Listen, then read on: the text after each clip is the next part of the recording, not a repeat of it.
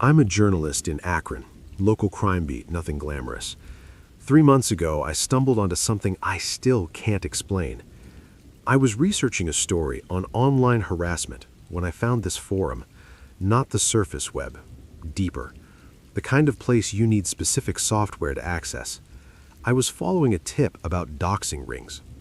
That's where I saw the thread. The subject line was just coordinates. I recognized them immediately. A subdivision in Cuyahoga Falls, 20 minutes from my apartment. The poster called themselves Witness_19. They'd been documenting a family, the Hendersons, though they never used that name. They described the father's Tuesday morning routine, how he always forgot to lock the side gate, how the mother worked from home on Thursdays, the daughter's soccer practice schedule. These weren't public details. No social media could give you this. This was the view from a nearby house or a parked car or somewhere worse. Then I got to the part about the daughter. Witness_19 mentioned how the girl's parents called her Boots because she refused to take off her rain boots for an entire month when she was 4. My hands went cold. I sat there, staring at my screen. That's what my sister calls her daughter. I read the address details again, the address description, the blue sedan in the driveway. My sister Kelly bought that car last year. She and her husband moved to Cuyahoga Falls 18 months ago. I called her immediately. She didn't answer. I called 3 more times. Finally, her husband picked up. "Is Kelly okay?" I asked. "She's fine. She's giving Emma a bath. What's wrong?" I couldn't explain it over the phone. I told him I'd come by tomorrow. That night, I went back to the forum. The thread had 37 posts, all from Witness19, all about my sister's family. Their garbage pickup day, when they left lights on overnight, the crack in their driveway that the father kept saying he'd fix. The last post was from that afternoon. 4 words: "She saw me today." I drove to Kelly's house at 6 in the morning. I didn't sleep. She opened the door in her robe, confused. "Maya? Has anyone been watching you?" I asked. She blinked. "What?" I showed her screenshots on my phone. Not everything, I couldn't let her see how detailed it was. Just enough. Her face changed. "There was a car," she said quietly, "last week, parked across the street for 3 days straight. Then it was gone. Did you report it?" I thought I was being paranoid. We filed a police report that day. They increased patrols. I hired a security consultant to check their house for cameras. Nothing. The forum thread went dark. No new posts. 2 weeks passed. Kelly installed a Ring doorbell and extra locks. I checked that forum every single day. Witness19 never posted again. Then, yesterday, I got a package at my office. No return address. Inside was a thumb drive. Just one folder on it. Just one photo. It was taken through a window, my apartment, me sitting at my desk reading that forum thread the first time 3 months ago. The photo's metadata showed the date, the timestamp. He was watching me while I watched him watching them. I still don't know which came first, whether he found Kelly because of me or found me because of Kelly, whether this started with my research or with something else entirely. The police have the drive now. They're investigating. I've moved apartments. Kelly's family is staying with relatives out of state. But here's what keeps me awake. That forum thread is still online. I checked this morning. And sometime in the last 24 hours while I was packing my apartment, Witness19 made one new post. Just an address. My new address. The one I haven't told anyone yet.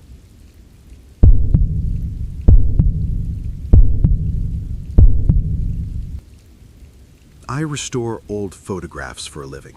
Nothing glamorous. I work from my apartment in Fresno, touching up water damage, fixing tears, bringing color back to faces people forgot they loved. Most of my stock comes from estate sales, but 3 months ago, I found a seller on a forum I probably shouldn't have been browsing. Anonymous estates, he called them. Photos with no provenance. $50 for 200 images. I figured they'd be gold mines, the kind of mysterious vintage shots people pay good money to hang in coffee shops. They arrived on a thumb drive. Wedding photos from the 70s, Birthday parties, a little girl on a tire swing, normal stuff. Except when I opened them in Lightroom, I noticed something off about the EXIF data. Every single photo had GPS coordinates embedded, and a note field, short phrases like captions. The first one I checked read, Aunt Linda, supposed to be in Phoenix. The coordinates pointed to a spot in the Mojave Desert, about 40 miles outside Barstow. I told myself it was a joke, but I kept checking. Birthday boy, 1986. Casino trip that never happened. The babysitter from Modesto. Each photo had coordinates. Each note mentioned someone who was supposed to be somewhere else.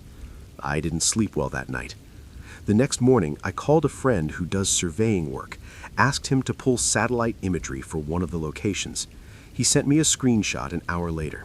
Desert scrubland, nothing visible, but he mentioned the soil looked disturbed in a small area.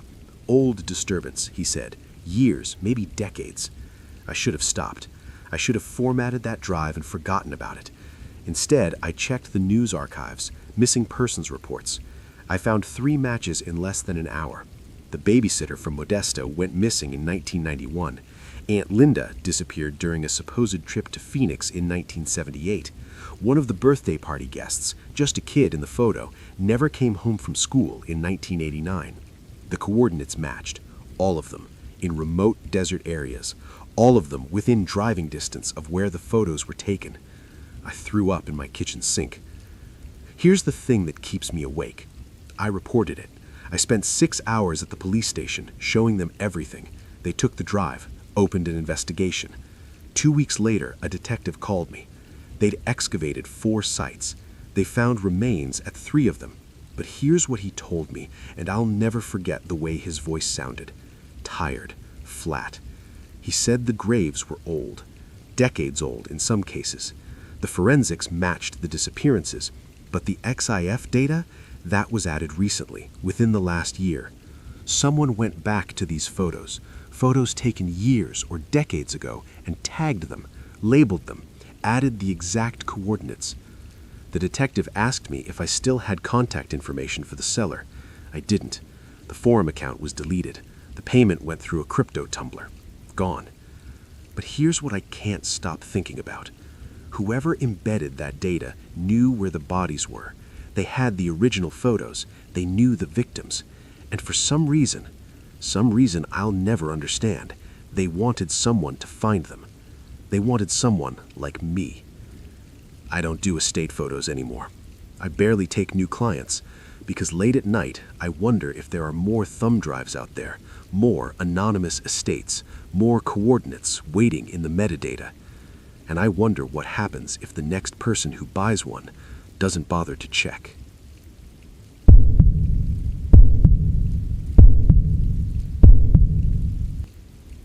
I'm an archivist. I preserve what gets deleted. Usually it's boring. Corporate memos, academic disputes, embarrassing tweets. But 3 months ago, I saved something I shouldn't have. A user named VoidWatcher29 posted a confession on a true crime forum. Detailed. Clinical. He described 7 murders across the Pacific Northwest, spanning 12 years. The post stayed up for maybe 40 minutes before moderators nuked it. By then, I'd already cached it. I should have reported it immediately, I know that now, but I needed to verify it first. Anyone can write fiction and call it confession. The post ended with a list. No context, just a numbered sequence. Laurelhurst Park NE Lamp 4. Selwood Bridge South Walkway Second Fixture. Mount Tabor East Entrance Middle Pole. 7 locations total, all in Portland, all streetlights. I recognize the pattern because I walk at night, insomnia mostly. I'd passed half those lights before. I cross-referenced the locations with missing persons cases, public records, news archives, volunteer search databases. It took me 4 days. Every single streetlight matched a last known location. The dates aligned perfectly.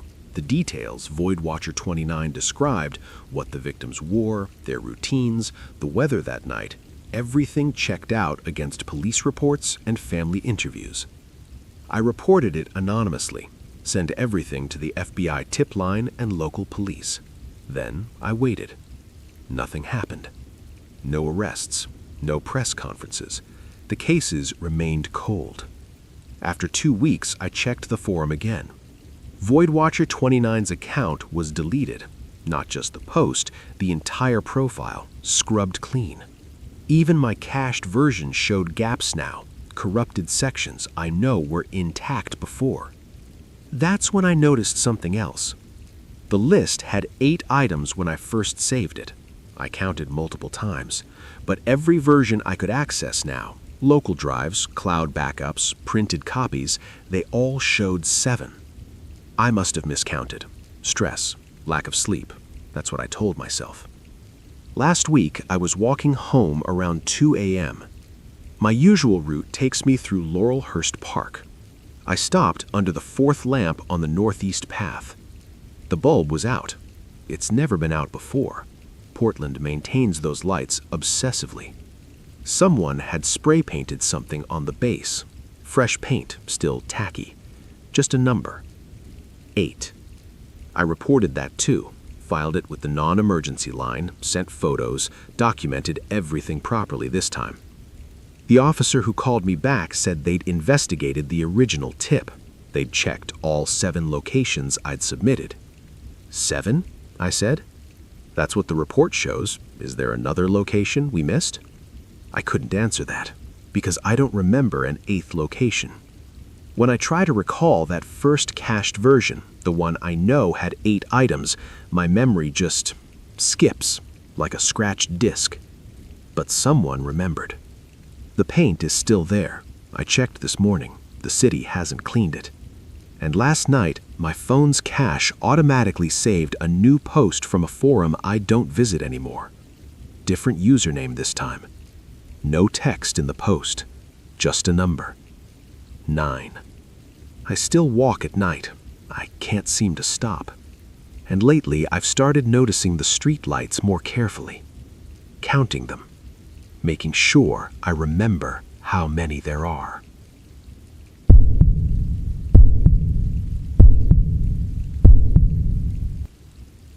I'm Nina. I run a small IT repair shop in Cedar Rapids. Most of my inventory comes from estate sales and thrift stores, old laptops, routers, modems, that kind of thing. I refurbish them and resell them cheap to students and people who can't afford new equipment. Last month, I bought a box of networking gear from Goodwill, $20 for the whole lot. Inside was this old Netgear router, probably 8 or 9 years old, dusty but intact. I brought it home to test it before putting it in the shop. I plugged it into my network around 10 at night, just wanted to make sure the wireless worked. I connected my laptop, opened the admin panel to check the settings. That's when I saw it. Under the Services tab, there was something running, a local web server on a weird port. The configuration files referenced Tor, the anonymity network. Someone had customized the firmware to run a hidden service. I'm not going to lie, I was curious. I opened Tor browser and typed in the onion address from the config file. It loaded. A simple black page with white text. No title, no graphics, just a stream of entries, newest at the top. Timestamps, but no usernames, no IP addresses. That was the whole point, I guess.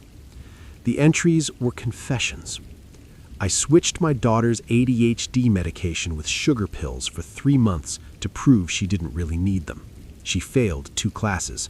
I still haven't told anyone. I'm a hospital pharmacist. Sometimes when I'm filling prescriptions late at night and nobody's watching, I take 1 pill for myself. Just 1. Nobody's ever noticed. They kept going. Hundreds of them. Maybe thousands. I scrolled for 20 minutes and barely made a dent. The timestamps went back years. Some were mundane, shoplifting, lying on resumes, affairs. Others were worse, much worse. There were things I can't repeat here, things that made my stomach turn. But here's what bothered me most. The entries weren't just old, new ones were coming in. While I sat there watching, 3 more appeared, fresh confessions, which meant people were still using this relay, still connecting to it right now. I checked the router's logs. It had been powered off for months, maybe longer before I plugged it in. But the moment it went online, traffic started routing through it again, like people had been waiting, like they'd bookmarked the address and checked it religiously, hoping it would come back. I read for 2 hours that night. I don't know why. It felt like eavesdropping on something I wasn't supposed to hear, intimate and repulsive at the same time. One entry stayed with me. I know someone found the router. I know they turned it back on. If you're reading this, thank you. I needed to tell someone what I did, and I can't ever say it out loud. This is the only place I can breathe. It was time-stamped 11 minutes after I'd powered the router on. I unplugged it immediately, sat there in the dark, staring at the blank screen on my laptop. I thought about wiping the router, factory reset, throwing it out. But instead, I put it in a drawer in my office. I told myself I'd deal with it later. That was 3 weeks ago. Yesterday, I went into that drawer for a screwdriver. The router was warm. Not hot, just warm, like it had been running. But it wasn't plugged in. I checked every outlet in my office. Nothing. I checked the router itself. No battery, no internal power source. There's no way it could have been generating heat. I threw it in my car, drove it to the dump, watched them bury it under a load of trash. When I got home, I opened my laptop. I don't know why, maybe just to reassure myself. I went to the Onion address. I didn't think it would load. The router was gone. It was over. But it loaded. The page was still there. The confessions were still streaming. And at the very top, posted 1 minute earlier, was a new entry. She thought throwing the router would stop this. It won't. We're not connected to the router anymore. We're connected to her. I haven't opened Tor browser since, but sometimes late at night, I hear my laptop fans spin up in the other room, and I wonder who's confessing now, and I wonder what they're confessing about.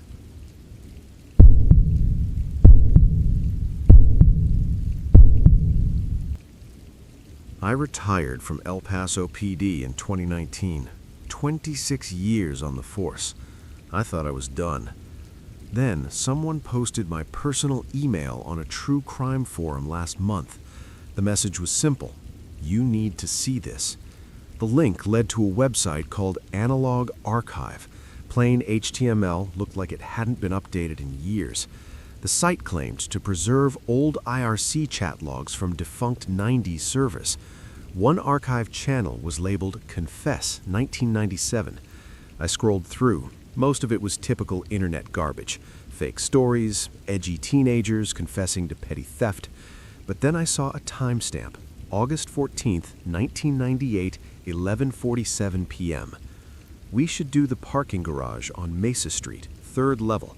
The woman with the Civic parks there every Thursday. 3 replies followed, short ones. Yes, agreed. Thursday it is. I knew that case. August 20th, 1998.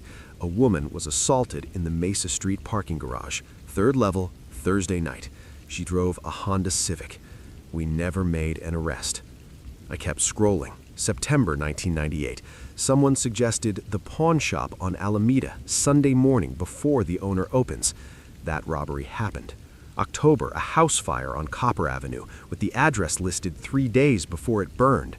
December, a hit and run, exact intersection, exact time window. 13 crimes total. Every single one matched our cold cases from 97 to 99. The posts weren't confessions, they were votes. Each thread followed the same format. Someone would suggest a crime. Others would reply with simple agreement. Then a week or two later, it would happen exactly as described. The username making the suggestions was always the same, subscriber0. But here's what made my hands shake. Every single person who voted, every username that replied yes or agreed, they'd all stopped posting on the exact same date, January 1st, 2000. 25 years of silence. I reported it. The FBI took it seriously at first. They traced the website to a hobbyist collector who'd purchased an old server backup at an estate sale in 2023. The logs appeared authentic, actual preserved data from a 90s IRC network that went dark in 2000. They interviewed him. He didn't know anything. Then the FBI found something else. The IP addresses logged in those old chats, they traced back to a single location in El Paso, a library on Montwood Drive. The computers there were all wiped and replaced in 2001, so nothing to recover. But the circulation records still existed. Between 1997 and 1999, one library card was used to sign into those computers during every single time window those posts were made. The card belonged to a teenager named Marcus Hendricks. He'd be 43 now. I found him in Arizona. He's a middle school teacher, married, 2 kids. He agreed to meet me. I never posted anything, he told me. I barely used those computers. I'd go there after school sometimes just to play games or whatever. Your card was scanned. I lost it sophomore year, October 97, I think, reported it and everything. I verified that. He did report it lost, October 18th, 1997, 2 months after the first post. The FBI closed the case last week. Insufficient evidence. No way to verify the logs weren't fabricated. No way to prove those crimes were coordinated. But yesterday, someone created a new account on that true crime forum. The username was subscriber0. They sent me one private message. She parks on the 2nd level now. My wife drives a Honda Civic, and I just realized I never told anyone on that forum who I was.